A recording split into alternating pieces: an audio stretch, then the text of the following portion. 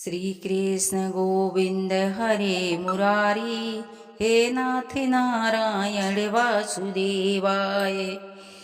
जिनकी दया से सरस्वती भाव रही उपजाय। कार्तिक माध्यम का कमल लिखे 8वां अध्याय। आप सभी को कार्तिक माह की हार्दिक शुभकामनाएं। राधे कृष्ण फ्रेंड्स, कैसे हैं आप? आशा करती हूँ कि स्वस्थ होंगे। तो आइए सुनते हैं कार्तिक माह का 8वां अध्याय। नारद जी बोले, अब मैं कार्तिक व्रत के उद्यापन का वर्ण करूंगा, जो सब पापों का नाश करने वाला है।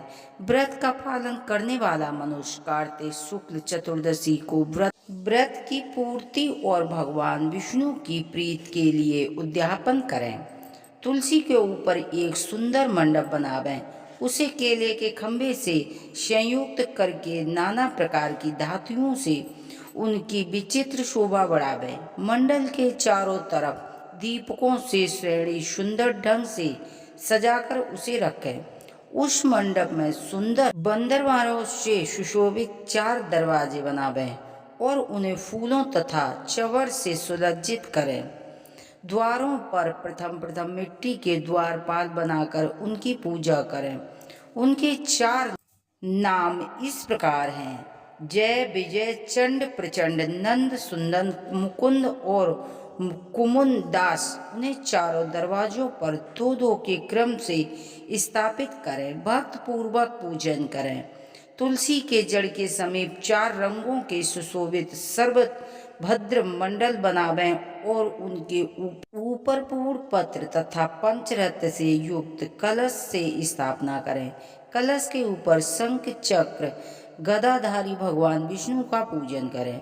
भक्ति पूर्वक उस तिथि में उपासना करें। रात्रि में गीत गान कीर्तन आदि मंडल आयोजन के साथ जागरण करें।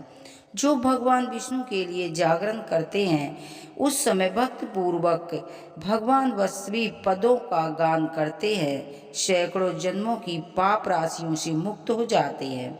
जो मनुष्य भगवान के निमित्त जागरण करके रात्रि भर भगवान का कीर्तन करते हैं, उनको असंख्य गोदान का फल मिलता है।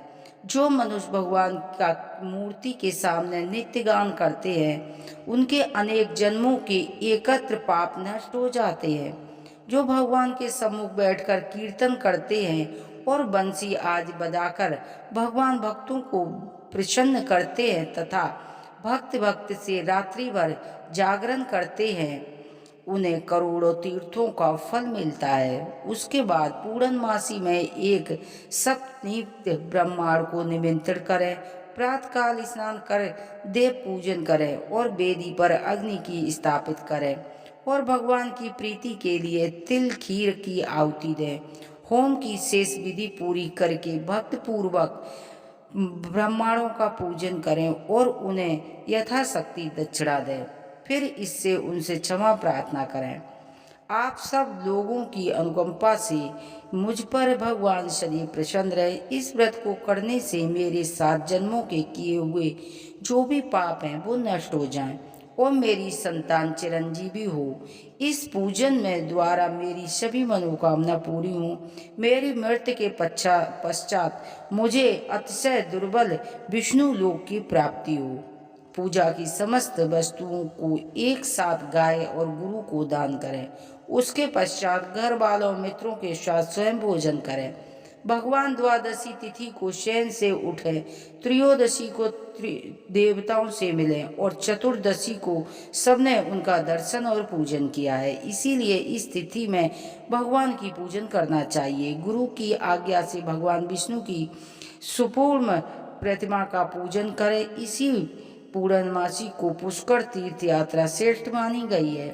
कार्तिक माह के इस विधि का पालन करना चाहिए। जो इस प्रकार कार्तिक के व्रत का पालन करते हैं, वे धन्य और पूजनीय होते हैं। उत्तम फल की प्राप्ति होती है। जो भगवान विष्णु की भक्ति में तत्पर और कार्तिक में व्रत का पालन करते हैं, उनके शरीर में स्थित सभी पाप नष्ट हो जाते हैं। और जो श्रद्धा पूर्वक कार्तिक के उद्यापन का माध्यम सुनता है, पढ़ता है और दूसरों को सुनाता है, उससे भगवान विष्णु बेहद प्रसन्न होती है। तो कार्तिक मास में इन तिथियों पर विष्णु भगवान का पूजन करने से मनुष्य के सभी पाप जलकर खाक हो जाते हैं। कार्तिक मास में दीपदान का सबसे बड़ा महत्व बताया है, जो कि तुलसी में सबसे प्रथम तुलसी में दीपदान करने से सौभाग्य की प्राप्ति होती है। आकाश में दीपदान करना चाहिए, शिवालय में दीपदान करना चाहिए और मुख्य द्वार पर दीपदान करने से माँ लक्ष्मी का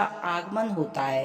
कर्पूरी गौरम करुणावतारम संसादिशारम भुजगेन्द्रहारम सदा वसंतम हृदयारिविन्दे भवं भवानी सहितं नमामि।